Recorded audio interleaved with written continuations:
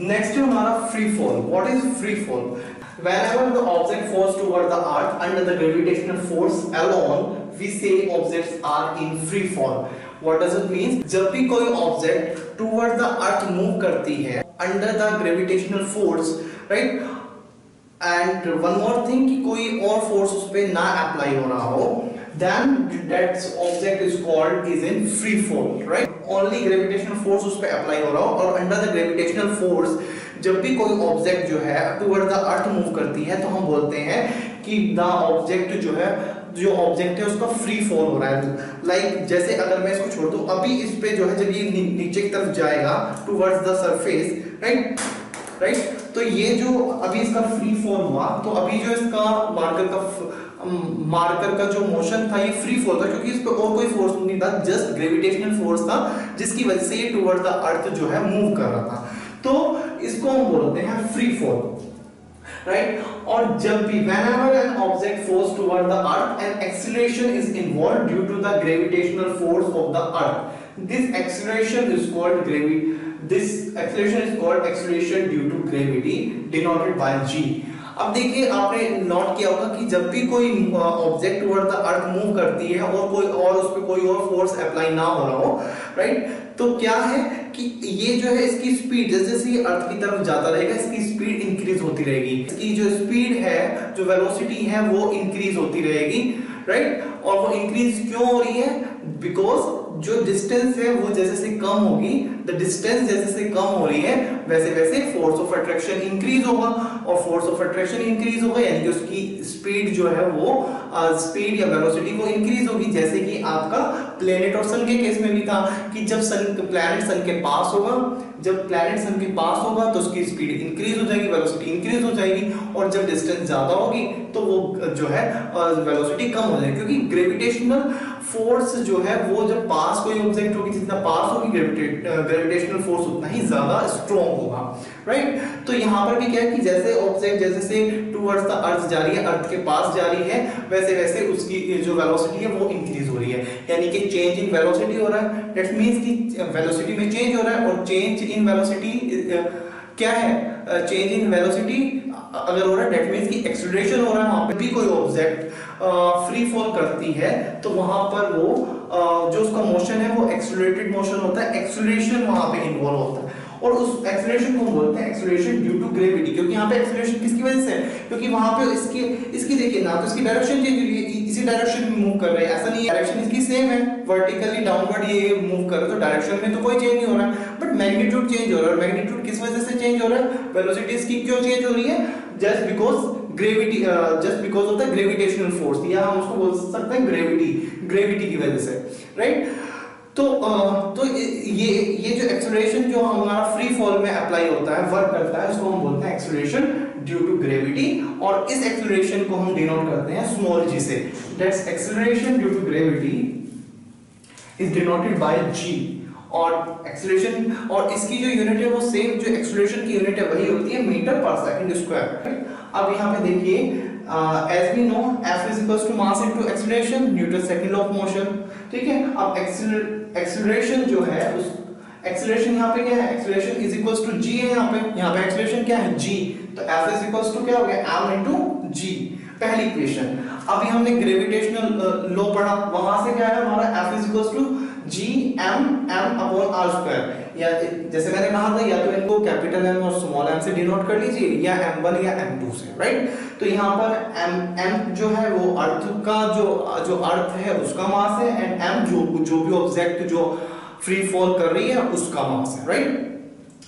अब यहाँ पर क्या हुआ? देखिए दोनों फोर्स ही हैं आपके, ये भी फोर्स है और ये भी फोर्स, दैट मींस कि ये दोनों इक्वल, तो ma is equal to this, right, या mg equal to this one, right. और यहाँ पे क्या है? m से m आपका कैंसिल आउट हो जाएगा, जो मास ऑफ द ऑब्जेक्ट है वो यहाँ पे कैंसिल आउट हो गया, तो यहाँ से हमारा क्या बच जाएगा? g m upon r square. Now next हम बात करते हैं calculation of value of g की वैल्यू हमें यहाँ पे कैलकुलेट करनी है। g is equals to capital G gravitational force upon capital M upon r square, right. और r स्क्वायर जो यहाँ पर था that is the distance between the earth and that object, यानी कि उनके सेंटर के बीच में, उन दोनों जो ऑब्जेक्ट हैं उनके जो सेंटर पॉइंट्स हैं उन दोनों के बीच की डिस्टेंस, राइट। लेकिन यहाँ पे क्या है, कैपिटल आर स्क्वायर। क्या कैपिटल आर क्या है, that is the radius of अर्थ। अब ये रेडियस ऑफ अर्थ कैसे आया, देखिए कि अगर कोई ऑब्जेक्ट, मान लीजिए ये आपकी अर्थ हो गई, राइट, ये इसका सेंटर पॉइंट, ये ऑब्जेक्ट हो गया आपका, ये m और ये स्मॉल m, इन दोनों के सेंटर टू सेंटर जो डिस्टेंस है वही तो हमारा r होता है, राइट। अब अगर कोई ऑब्जेक्ट यहीं पर सरफेस पे ही हो, अगर कोई ऑब्जेक्ट जो है वो अर्थ पे ही हो, जैसे कि हम लोग अभी कहाँ हैं, अर्थ सरफेस पे हैं, राइट, तो क्या होगा, अगर कोई ऑब्जेक्ट आपके अर्थ सरफेस पे ही है, राइट, तो अब क्या है कि जो आपकी सेंटर टू सेंटर डिस्टेंस, और ये है आपकी रेडियस ऑफ अर्थ, तो अप्रोक्सीमेटली इन दोनों के बीच की डिस्टेंस क्या है, रेडियस ऑफ अर्थ ही है। अगर कोई ऑब्जेक्ट अर्थ के सरफेस पे ही है, नियर अबाउट सरफेस है, राइट, तो वहां पर हम जो रेडियस ऑफ अर्थ है वही उन दोनों के सेंटर पॉइंट्स के बीच की डिस्टेंस होगी, राइट, ठीक है ना, क्योंकि रेडियस जो अर्थ रेडियस है वो जो है, जो कोई भी ऑब्जेक्ट, ये मार्कर है, इसका जो सेंटर पॉइंट है, राइट, वो यहाँ पर होगा, तो राइट, तो इसके सेंटर पॉइंट से और जो अर्थ है उसके सेंटर के बीच की डिस्टेंस, तो ये डिस्टेंस अर्थ की रेडियस के कंपैरिजन में बहुत कम है, और इसलिए हम अप्रोक्सीमेटली उसको रेडियस ऑफ अर्थ के इक्वल ही मान लेंगे, राइट, ठीक है। तो क्या है कि जब कोई नियर बाय ऑब्जेक्ट हो या अर्थ सरफेस पे ही हो, तो that R will be equal to the radius of earth, right. तो अब हमने क्या करना है, इन सब की वैल्यूज पुट करनी है। g ग्रेविटेशनल कांस्टेंट की वैल्यू क्या थी, 6.67 into 10 to the power minus 11 newton kg square पर metre square. Mass m, mass of the earth, और ये होता है हमारा 6 into 10 to the power 24 kg, ये आपका मास ऑफ अर्थ है, ठीक है। नेक्स्ट है हमारा radius of earth. Radius of earth होती है 6.4 into 10 to the power 6 metre, right. अब इस फॉर्मूले में ये सारी वैल्यूज हमने पुट कर देंगे, कैलकुलेट करेंगे, तो हमारा यहाँ से g की वैल्यू आएगी 9.8 मीटर पर सेकंड स्क्वायर, और ये that is the most commonly used value जो कि आपकी अब आगे आपकी यूज होने वाली है। नेक्स्ट टॉपिक है इसमें हमारा मास। तो next topic is mass. What is mass? Mass of a body is defined as the quantity of the matter or a material contained in the body. कि जो हमारी बॉडी है, बॉडी के अंदर जो मटेरियल है, राइट, जो कंटेंट है, वो कितना है, दैट इज आवर मास, ठीक है। और वी कैन से, जैसे कि हमने वहां पे अभी पहले बात की कि मास जो है is related to inertia, right. Mass is the measure of inertia. Mass ज्यादा है दैट मींस कि इनर्शिया ज्यादा है, राइट। मास कम है तो इनर्शिया कम है, राइट। तो ये तो बात हुई हमारी मास की, और इसकी एसआई यूनिट क्या है, किलोग्राम, केजी, राइट। तो दैट इज अवर मास, ठीक है। कि बॉडी के अंदर जो मटेरियल है, जो मैटर है, वो कितना है, उसकी क्वांटिटी कितनी है, राइट, दैट इज अवर मास, ठीक है। अब बात करते हैं वेट की। अब देखिए बेसिक डिफरेंस क्या है मास और वेट में, ठीक है। ये तो बात हुई मास की कि मास क्या है, ठीक है। अब बात करते हैं वेट की। वेट क्या है? It is defined as a force with which the body is attracted towards the earth. It means कि जब हम अर्थ पे हैं, राइट, तो जब हम अर्थ सरफेस पे हैं तो हमारी बॉडी पे जो अर्थ है वो कितना फोर्स अप्लाई कर रही है, that is our weight, right. The force of attraction of earth on an object is known as the weight of the object, right. जितना फोर्स हमारी बॉडी पे अप्लाई हो रहा है that is the weight, that is a weight, right. So weight is the force, so we can say weight is the force, right, that is acting downward towards the earth। जो force लग रहा है वो weight है, right। और हमने अभी Newton second law of motion पढ़ा। फोर्स क्या है? Force is mass into acceleration, right. और यहाँ पर जो फोर्स है डाउनवर्ड, जो फोर्स एक्ट कर रहा है वो किसके इक्वल है? That is equal to the weight of the body, right. F is equals to W। जो वेट है यहाँ पर वो क्या है? फोर्स है, ठीक है।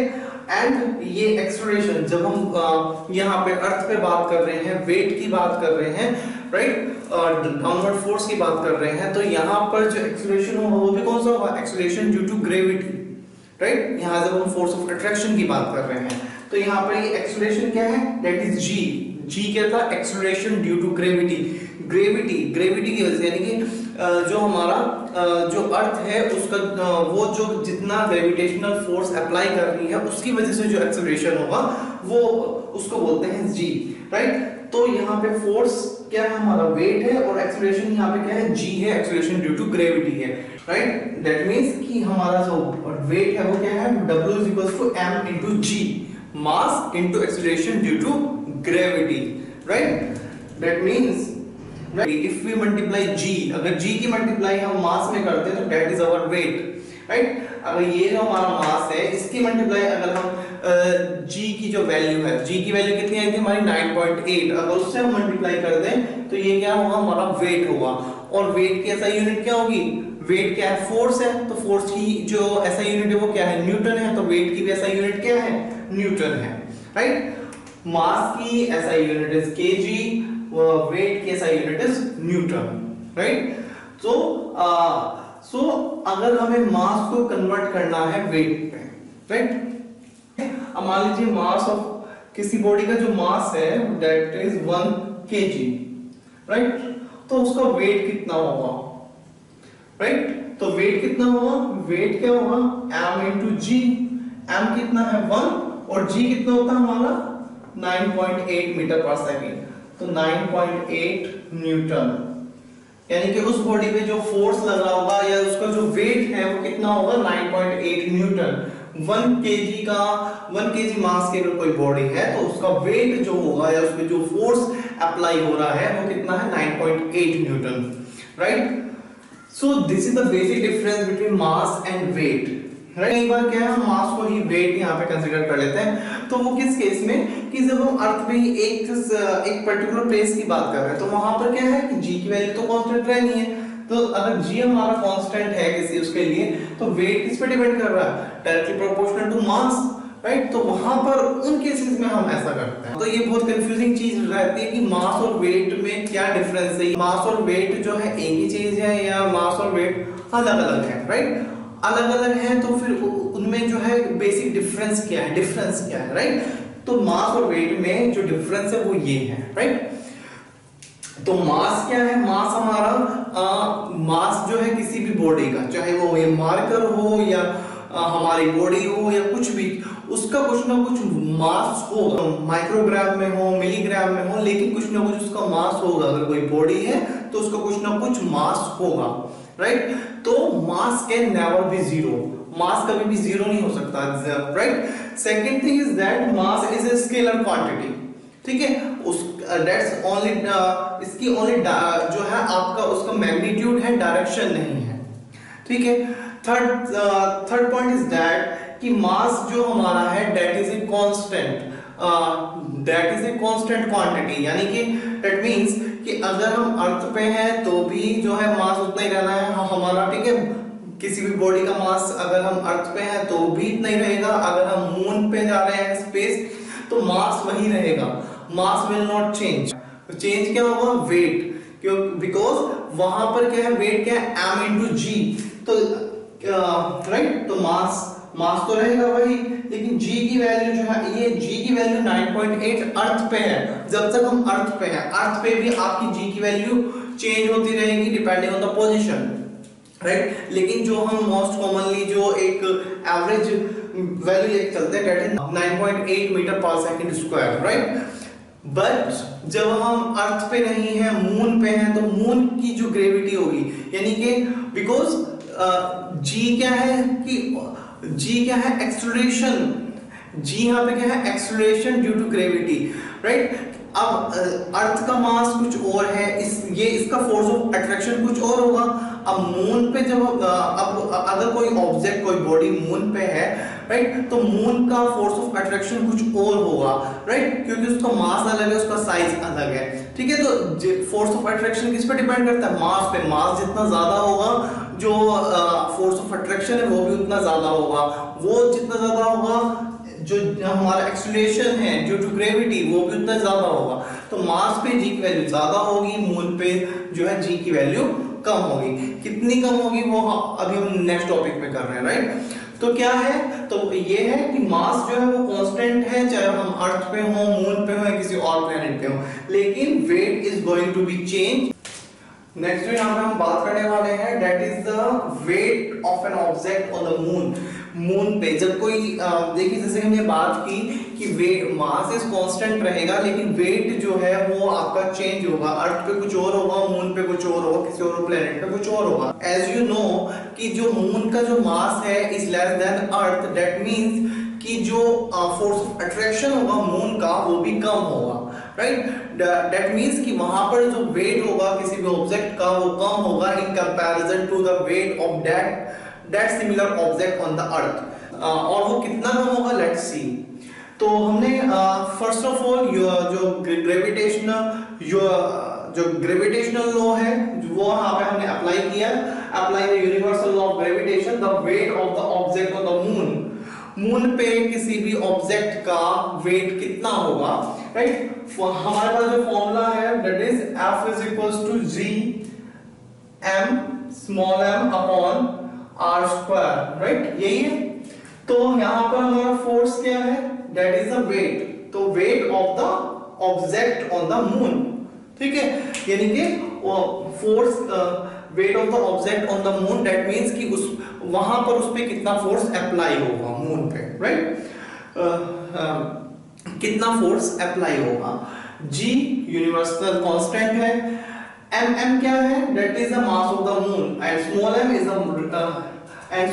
The mass of the object.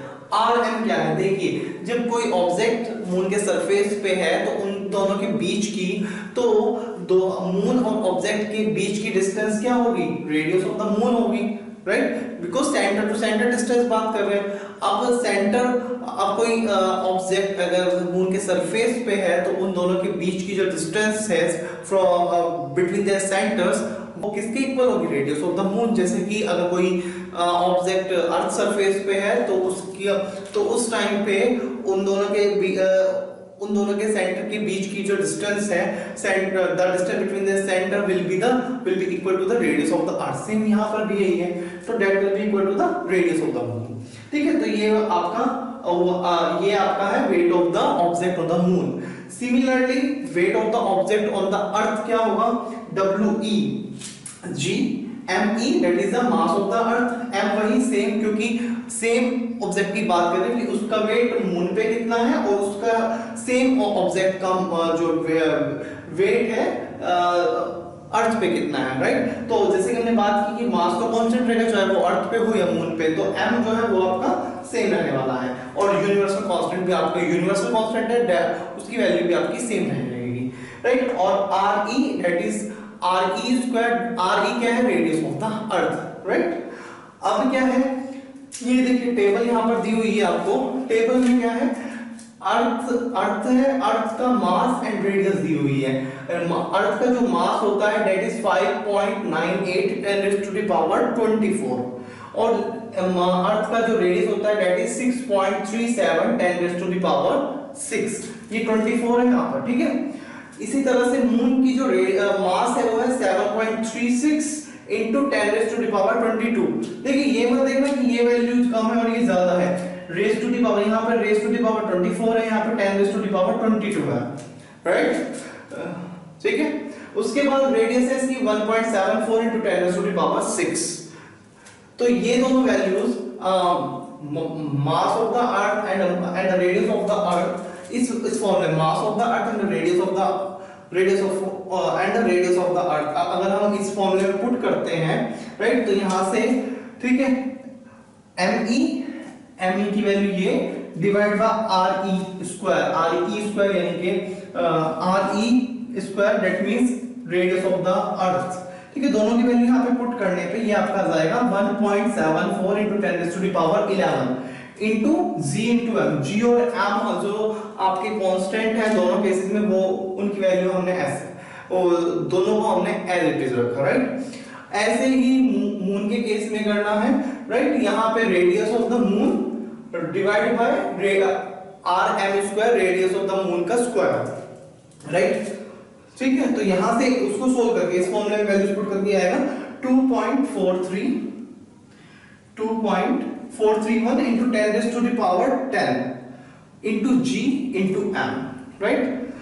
ठीक है, अब क्या किया हमने, अब Wm अपॉन We, ये वैल्यू आई थी डिवाइड बाय दिस वन, दोनों इक्वेशन को डिवाइड कर दिया तो क्या होगा, ये देखिए ये तो कॉमन है, ये आपका कैंसिल आउट हो जाएगा, एक मल्टीप्लाई में जाएगा एक डिवाइड में जाएगा, तो g और m जो है वो आपके कैंसिल हो जाएंगे। यहाँ क्या बचेगा आपका 2.431 into 10 raised to the power 10 upon 1.474 into 10 raised to the power 11, right. अब जब हम इसको सोल्व करेंगे तो Wm अपॉन We इसको सोल्व करने पे आएगा 0.165, राइट। और ये अप्रोक्सीमेटली अगर इसे हम फ्रैक्शन की फॉर्म में लिखते हैं तो ये अप्रोक्सीमेटली इक्विवेलेंट होगा 1/6 के, राइट। ये आपका पॉइंट डेसिमल फॉर्म में लिखा है, डेसिमल फॉर्म को अगर हमने फ्रैक्शन में लिखना है तो ये हमारा इक्वल होगा 1/6 के। दैट मींस कि Wm यानी कि Wm अपॉन We इज इक्वल्स टू 1 अपॉन We is equals to 1/6, right. ये हम इस साइड लेके जाएंगे तो Wm is equals to 1/6 into We, right. तो इसका क्या मतलब हुआ, the weight of the object on the moon is equals to 1/6 to the weight of the object on the earth. For example अगर किसी ऑब्जेक्ट का अर्थ पे अगर किसी ऑब्जेक्ट का वेट 60 है, राइट, वेट ऑफ ऑब्जेक्ट किसी भी अगर किसी ऑब्जेक्ट का अर्थ पे वेट 60 न्यूटन है तो उसका मून पे वेट कितना होगा 1/6 into 60 that is equals to 10 newton. यहाँ पे कोई 60 न्यूटन का ऑब्जेक्ट है तो वही उसका वेट मून पे कितना होगा 10 न्यूटन होगा, राइट।